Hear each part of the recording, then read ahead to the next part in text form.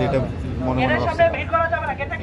থেকে ছবি দেয় আপনার না, এটা আমি না, সে আমাকে আমার নামের বানানো তো ভুল লিখছে। হ্যাঁ, সে আমাকে এগুলো পাঠাচ্ছে। সো আমি তখনই কনফার্ম হয়েছি যে এটা তো হওয়ার কথা।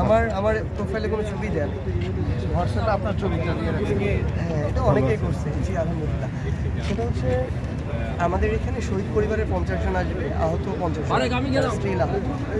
তো মানে তাদেরকে আমার প্রথমে আমার টিকিট দিয়ে একবার ঢুকবো, বাট তাদের জন্য একটু মাঝে মাঝে ঢুকা বের হওয়া করতে হবে। শুধু আমি কেউ না।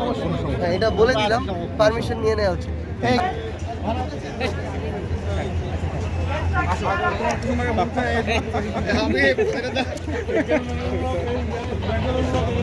ঠিক আছে, এক্সাইটমেন্টের মতো আপু আমার দিয়ে তাকিয়ে, আপু আমার দিয়ে তাকিয়ে বলেন।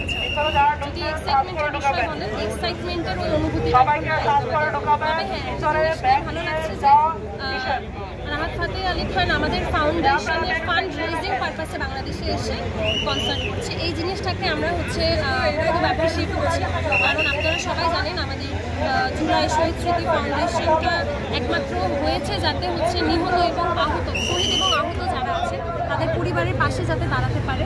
আমি নিজে আমার আপন ছোট ভাই কিন্তু আন্দোলনে শহীদ হয়েছে, তো আমি নিজে এই বিষয়টা ফিল করি, আমি ভেতর থেকে বুঝি, এবং আমি সহ আরও বেশ কিছু শহীদ পরিবার কিন্তু আমাদের জুলাই শহীদ স্মৃতি ফাউন্ডেশনের সাথে অ্যাড আছে, জড়িত আছে।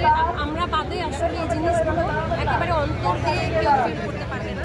তো এই জিনিসটাকে আমি আসলে পজিটিভলি দেখছি, কারণ এতে করে আমাদের ফাউন্ডেশনের ফান্ড রেজিং হবে, আর হচ্ছে আমরা সেই ফান্ডগুলো নিয়ে আমাদের শহীদ এবং আহত ফ্যামিলিদের পাশে থাকবো। আমি একটু জানতে চাইবো যে আসলে রাহাত ফাতেহ আলী গান শোনা হয়, তো আসলে আমরা ফিল করি আমি কত বড় লেভেলের সিঙ্গারকে জাজ করার মতো আমি আপু আরেকটা বিষয় বলবেন যে রাত অ্যাপ্রিসিয়েট করছি, কারণ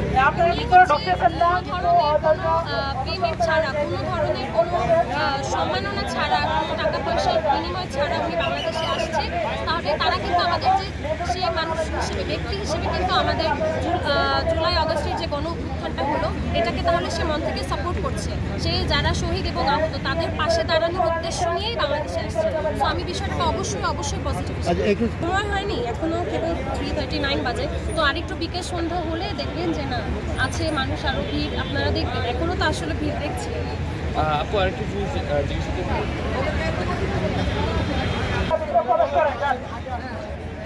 যারা ভিতরে ঢুকবেন তারা প্রবেশ করে যান, যাদের টিকিট করা আছে ভিতরে চলে যান, রাস্তায় ভাবে ঘোরাঘুরি করবেন না, দাঁড়ানো যাবে না।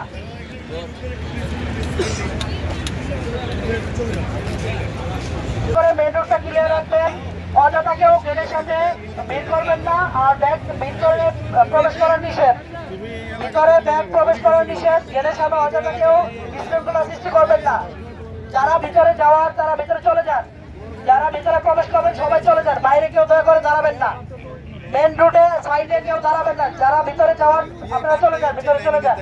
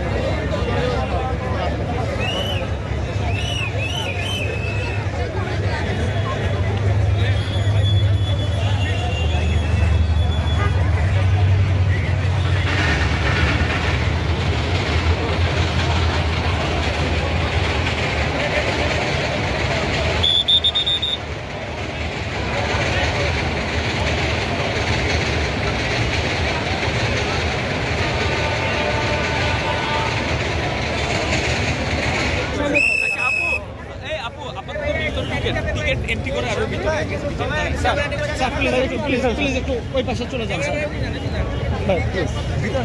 আরে আমেরিকার সাথে জাপানের যে সম্পর্ক ওটা কিন্তু দ্বিতীয় বিশ্বযুদ্ধের পর আবার কিন্তু তারা সেই সম্পর্ক কিন্তু উষ্ণ সম্পর্ক চলছে।